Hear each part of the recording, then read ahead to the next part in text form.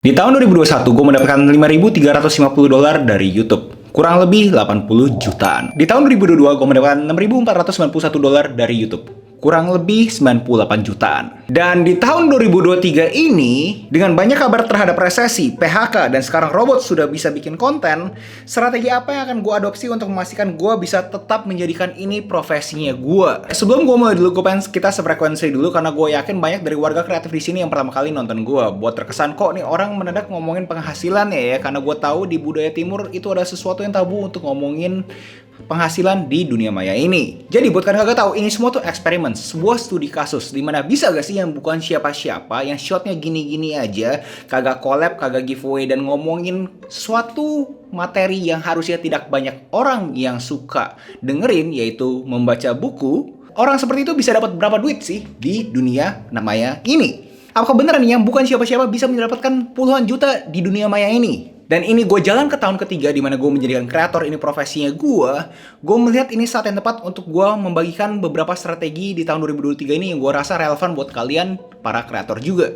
Dan bahkan di sini kalau misalnya kalian mempunyai usaha online, menurut gue sangat relevan kalian mendapatkan informasi-informasi yang akan gue bagikan di video ini. Tapi kalau misalnya kalian kreator, jelasnya jangan skip video ini. Nonton dari awal sampai habis. Kenapa gue berasa penting banget gue harus buat video ini? Karena kalian pasti berasa yang namanya views dengan omsetnya kalian, dengan penghasilan dari AdSense kalian itu sesuatu yang linear kan. Semakin tinggi views, semakin tinggi juga pendapatannya kalian. Seperti yang kalian bisa lihat di screen ini. Padahal di tahun 2022, gue mendapatkan views lebih tinggi dibandingkan 2021. Sampai lebih tinggi itu 139% guys. Dan kalian masih mikir berarti gue punya penghasilan lebih tinggi 139%. Tapi kenyataannya cuma naik 21% doang guys. Kenapa bisa begitu? Karena brand yang mau ngiklan via Google Ads ke YouTube kita dengan keywords-keywords yang mereka inginkan, itu budgetnya tuh lagi dipotong. Alhasil budget marketing mereka menipis.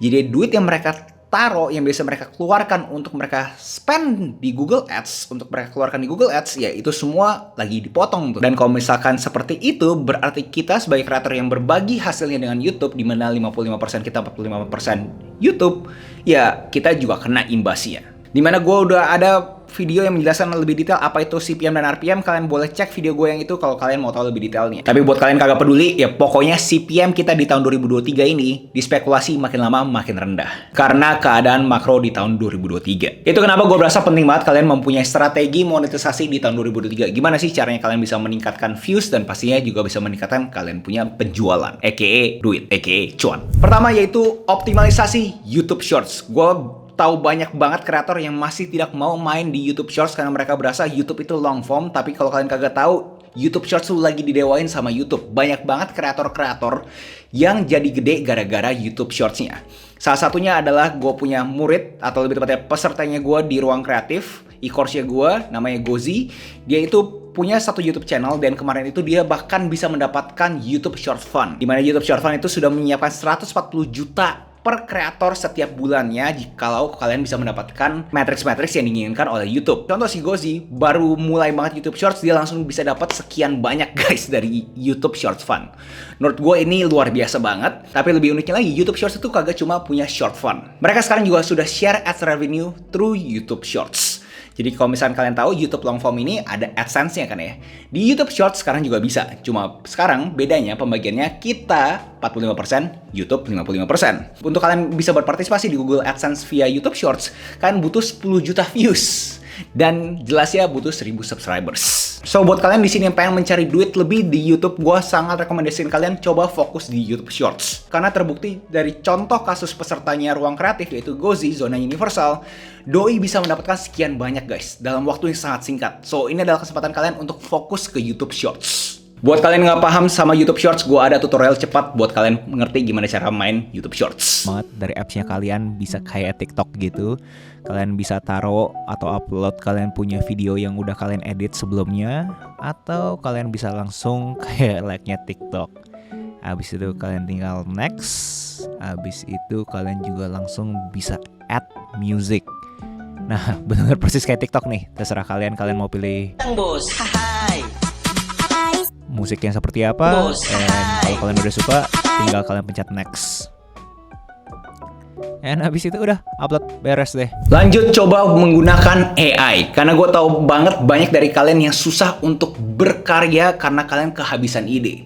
Dengan adanya AI seperti ChatGPT, kalian itu sangat mudah untuk nge-trigger kalian punya jus kreatifnya yang ada di tubuh kalian. Jadi kalau misalnya kalian benar kehabisan ide, walaupun gue di ruang kreatif gue ajarin kalian ada 3 cara untuk mendapatkan ide dengan gampang.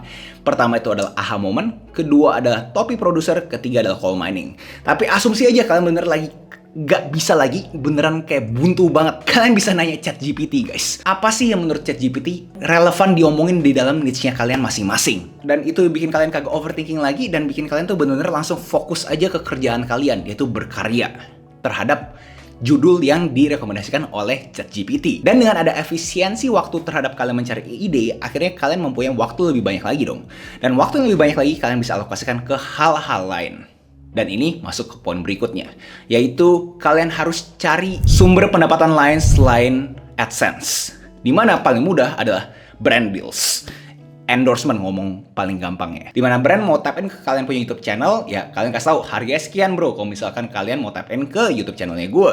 Tapi menurut gue, di tahun 2023 ini, kreator sudah harus mempunyai at least 7 sumber pendapatan. Setidaknya itu 7 sumber pendapatan kalian untuk kalian tuh beneran yakin, atau lebih tepatnya stabil, dengan pendapatannya kalian. Dan spekulasi gue, karena AdSense juga lagi menurun, harusnya secara rasional, brand deals juga lagi nurun juga. Itu kenapa gue berasa kalian harus coba beneran tahu apa sih kayak sumber pendapatan lain yang kreator-kreator ini bisa dapatkan di dunia kreatif ini. Karena kalian coba pikir deh, kalau misalnya budget marketing turun ke Google Ads, apalagi ke endorsement kan ya, yang sifatnya tuh sangat abstrak. Contoh sumber pendapatannya apa bro? Banyak banget yang gue bisa ngomongin. Yang paling bisa gue double klik adalah contohnya gue jualan gue punya ebook, gue jualan gue punya presets, gue jualan gue punya e-course. Hal-hal seperti ini akhirnya menjadikan sumber pendapatan gue untuk gue bisa menstabilkan gue punya keuangan. Karena seperti kalian tahu di awal video gue bilang kan, kayaknya tahun 2023 ini terlihat lagi tidak stabil nih AdSense ya. Karena di tahun 2022 sangat jatuh banget dibandingkan 2021, dan 2023 secara makro terlihat tidak akan sama seperti 2021. Alhasil jadinya kita harus mempunyai sekian banyak alternatif untuk menjadikan kita punya sumber pendapatan itu stabil di ambisi finansialnya kita. Dan gua argue semua orang itu bisa bikin produknya sendiri. Contoh kalau misalnya kalian entertainment creator, di mana orang nonton videonya kalian karena karakter kalian, karena personality kalian itu sangat kuat. Kalian bisa jualan mungkin video shout out, di mana kalian kasih happy birthday ke followers-followersnya kalian. Contoh kalau misalnya kalian education creator, kalian bisa bikin suatu digital product seperti ebook ataupun bahkan e-course. Kalian mengajari orang-orang terhadap kalian punya expertise, keterampilan, keahlian. Contoh kalau misalnya kalian e-commerce creator, di mana kalian udah langsung review produk, kasih tahu produk itu bagusnya di mana. Itu kalian bisa jualan lewat affiliate. Di mana banyak banget sekarang platform yang menyediakan affiliate ini. Tapi kalau kalian mau mendapatkan satu platform yang menyediakan semuanya langsung, gue kasih tahu yang namanya lnk.id. Di mana di Linkit kalian bisa langsung jualan kalian punya digital product, kagak pakai lama, langsung jadi, dan bisa langsung keintegrasi ke Instagram Shopping. Dan kalau kalian jualan kalian punya video, e-course juga bisa langsung dari Linkit. Jadi pembeli kalian kagak bisa main download gitu aja. Jadi langsung di play, dan cuma bisa di play di platformnya Linkit. Dan lalu untuk affiliate, kalian bisa langsung jualan produk-produk yang ada dalam Linkit. Contoh yang ada di screen record ini adalah Bardi. Jadi contoh kalau misalnya kalian lagi mau review Bardi, dibandingkan kalian review kagak dapat duit, mendingan kalian review dan orang kalau misalnya beli dari linknya kalian dapat duit. Dan ini menurut gue komisinya gede banget ya guys ya. Bisa langsung jutaan guys kalau misalkan kalian bisa mendapatkan beberapa pembeli dari channelnya kalian. Dan buat kalian yang di sini pengen menjadikan kreatornya profesi, gue rekomendasikan kalian cek link di deskripsi terhadap produk-produk kreatornya gue. So jadi itu ada 3 strategi gue untuk di tahun 2023 ini untuk menstabilkan gue punya pendapatan di dunia kreator ini, terutama di YouTube. Dimana pertama gue akan optimalisasi yang namanya YouTube Shorts. Lalu gue juga akan memakai AI ini untuk mempermudah gue punya workflow. Dan terakhir jelasnya gue akan membuat produk gue sendiri untuk buat orang-orang itu bisa langsung beli produknya dari gue. Dan cara ketiga ini menurut gue yang paling harus kalian internalisasi ke diri sendiri. Karena kalau ngomongin AdSense sama endorsement itu kan terkesan sesuatu yang abstrak. Kalian kagak tahu kalian bisa dapatnya kapan kan, karena ya tergantung brandnya itu kapan bisa kasihnya ke kalian. Sedangkan kalau kalian punya produk sendiri, semua ada di tangannya kalian kan. Kalian kalau misalnya jago jualan, ya kalian bisa dapat pendapatan. Sesederhana itu guys. Jadi coba internalisasi, apakah sudah saatnya di tahun 2023 ini kalian mempunyai sumber pendapatan di mana kalian jualan produk sendiri.